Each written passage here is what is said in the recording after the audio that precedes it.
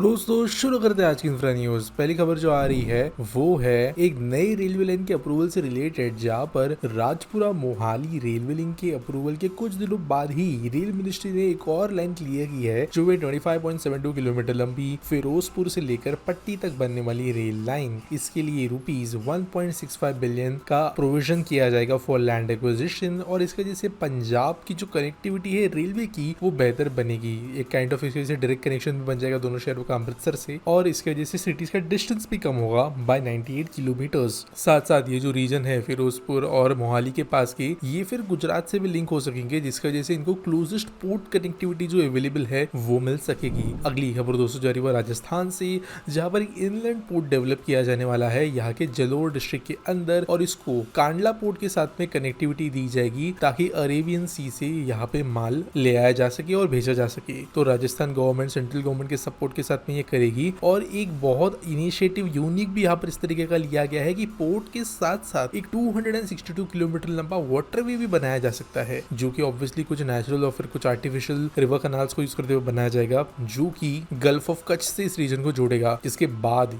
यहाँ से सामान जो है ऑब्वियसली गल्फ के थ्रू मेन समंदर को जुड़ सकता है। 10,000 करोड़ रुपए सिर्फ ड्रेजिंग का खर्च आएगा, और IIT मद्रास को यहाँ पे DPR बनाने का काम दिया गया है। काफी एम्बिशियस प्रोजेक्ट है, देखते हैं किस तरीके से होता है। लेकिन वैसे देखा जाए तो नेशनल वाटरवे 48 यहाँ पे ऑलरेडी गुजरती है, तो ऐसा नहीं कि पूरा का पूरा नया यहाँ पे कैनाल बनाना है। अगली खबर दोस्तों ये महाराष्ट्र से, जहाँ पर नासिक की ओझर एयरपोर्ट की मेगा एक्सपांशन का काम जल्द शुरू किया जाने वाला है, और इसके लिए अप्रूवल दे दिया गया है। तो अभी समस्त कुंभ मेला नासिक में होने वाला है, जिसके लिए ऑब्वियसली कई प्रोजेक्ट्स पे काम किया जा रहा है, नासिक रिंग रोड से लेके नासिक के अंदर मल्टीपल एमिनिटीज वगैरह बनाने तक, और इसके लिए 556 करोड़ रुपए इन्वेस्ट करके नासिक का एयरपोर्ट भी एक्सपांड किया जा रहा है। नासिक का करंट जो एयरपोर्ट है वो HAL के द्वारा रन किया जाता है, और ओझर एयरपोर्ट के नाम से जाना जाता है, जहाँ पर 300 पैसेंजर्स पर आवर की कैपेसिटी है। छोटा सा ये एयरपोर्ट है, लेकिन इसको बढ़ाकर 1000 पैसेंजर्स पर आवर तक बढ़ाया जाएगा, और मार्च 2027 यानी कुंभ के पहले इसको ओपन अप कर दिया जाएगा। अगली खबर दोस्तों आ रही है मुंबई के दहीसर से लेकर काशीमीरा तक खोलने वाली मेट्रो लाइन से रिलेटेड, जो कि रेड लाइन का एक्सटेंशन है, और यहाँ पर ऑपरेशन एंड ऑफ दिसंबर शुरू हो जाएंगे, ऐसा कहा गया है। तो मेरा भाईंदर ये जो है पहला ऐसा सेक्शन बनने वाला है, अगर हम नवी मुंबई मेट्रो को छोड़ दे तो मुंबई का जो मेट्रो नेटवर्क है MMRDA वाला, उसका पहला ये सेक्शन होगा जो ऑफिशियल मुंबई बाउंड्रीज के बाहर एक्सटेंड होगा।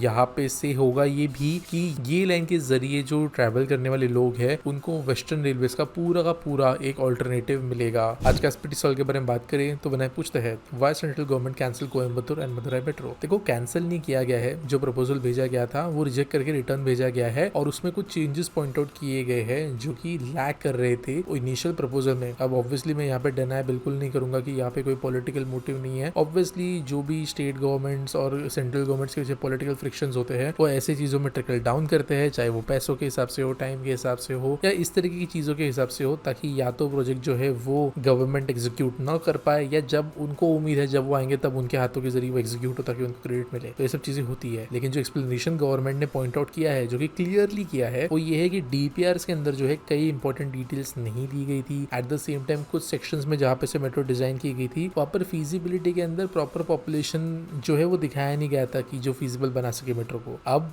यहाँ पर ऑब्वियसली कोयम्बतूर मदुरई जैसे शहर मेट्रोज जो है छोटे नेटवर्क एटलीस्ट डिजर्व करते हैं, क्योंकि कई दूसरे छोटे शहर जो है उनको मेट्रोज मिले हैं। तो यहाँ पर इशू काइंड ऑफ स्टडी किस तरीके से की गई और क्या लिखा गया रिपोर्ट में उसका ज्यादा पड़ता है, rather than just outright reject कर देने का। और ये सिमिलर चीज जो है महाराष्ट्र के कई दूसरे शहरों में भी हुई है, जहाँ पर देखा जाए तो गवर्नमेंट सेम रही है, चाहे वो नासिक के मेट्रो हो जो कि काइंड ऑफ ठंडे बस्ते में डाल दी गई, संभाजी नगर के अंदर जो मेट्रो है उसमें कोई ज्यादा यहाँ पे हुआ नहीं है। इनफैक्ट पंजाब की भी अगर आप हिस्ट्री देखोगे तो चंडीगढ़ मेट्रो काफी बार जो है रिटर्न रिजेक्ट होके जा चुकी है, और सिमिलर चीज मुंबई में भी हुई है, जहाँ पे कुछ मेट्रोज या कहीं तो रैपिड रेल ट्रांजिट ऑप्शंस जो प्रपोज किए गए थे उनको रिजेक्ट किया गया है। तो ये होता रहता है। ऑब्वियसली इसको पॉलिटिकल एंगल भी मिलेगा, और वो भी कहीं ना कहीं पे मैटर करता है। उम्मीद करता हूँ कुछ सवाल का जवाब मिल गया होगा। आपके पास कोई सवाल है तो आप कमेंट सेक्शन में मुझे पूछ सकते हो। मिलेंगे अगले वीडियो में।